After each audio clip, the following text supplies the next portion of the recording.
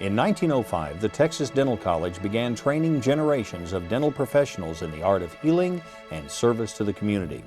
When it became the University of Texas Dental Branch at Houston in 1943 and moved to a new building in 1955, two major dreams of that era were realized. Since then, the world has changed dramatically, and the dental branch must adapt and prepare for the challenges that lie ahead. That's what the Open to Health initiative is all about. We share our roadmap now to excellence and offer heartfelt thanks to those who have helped so far.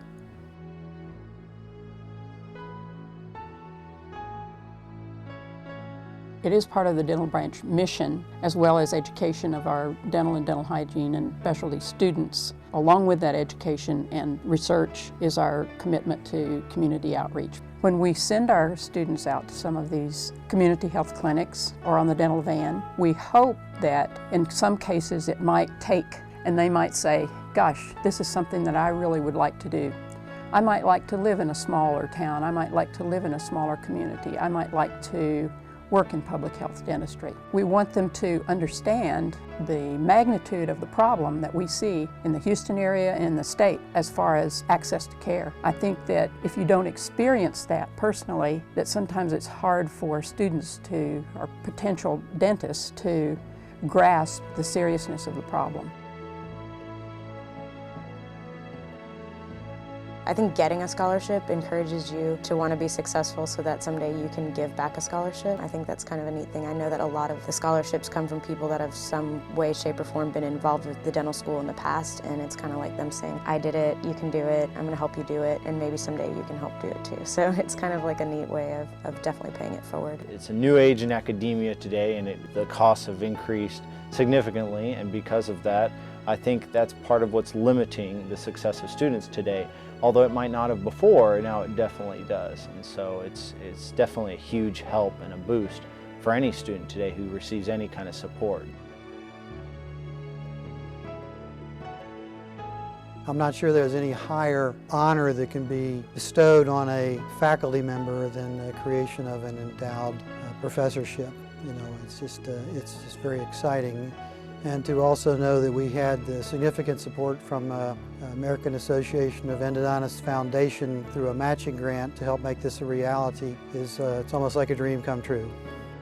If we're going to recruit and retain the best possible faculty that we can have here, we're going to have to do what's necessary to attract them to Houston and to the University of Texas Dental Branch. And I think that establishing endowments is maybe the key way to do that. We're going to have to take the ball and be the leaders in that endeavor and ensure that we can attract and retain the best quality faculty.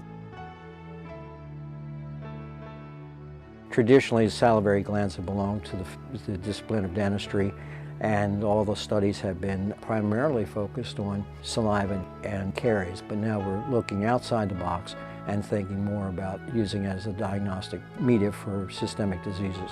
You know, the journey or the pursuit of the Holy Grail, so to speak, is being able to get a screening test for breast cancer that is affordable by all the citizens of Texas. One of the major areas that has received significant funding for several faculty recently is the area of bone regeneration.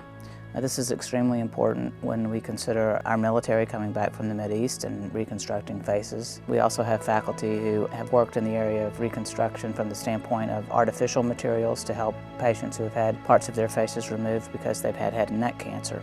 We're studying bacteria that cause periodontal disease and attempting to find out the ways that they use to transfer genetic information that renders them resistant to the traditional antibiotics that we use to treat certain forms of periodontal disease.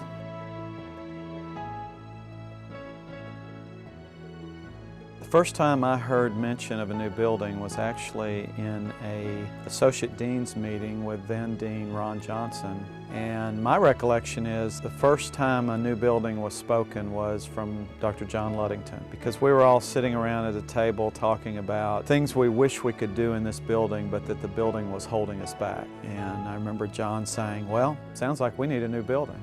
Until the university, until the Health Science Center got behind this, it had no future. Dr. Willerson was, and then of course my predecessor, Dr. Fleitz, who had so much to do with the TRBs.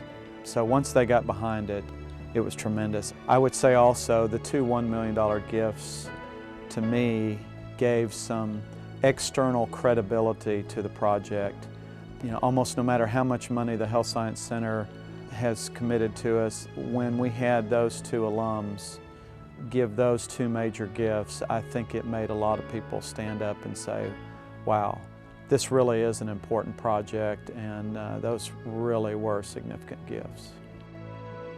I was accepted in 1950 to study dentistry here at the University of Texas. It was then called the School of Dentistry, University of Texas School of Dentistry. The school was on Blodgett and Fannin. It was an old school, no air conditioning, windows open, hot, humid, all the Bunsen burners going, and it was a miserable existence. But I was very honored and, in retrospect, to be admitted to a profession that I have done quite well in, and I've spent 50 years in practice here in Houston, enabled me to do a number of things that I never would have done otherwise. I think that the school has the opportunity to become a world-class institution. The facility will be first class. I think it'll be second to none internationally. We've now got to build it to be a first-class institution to match the facility.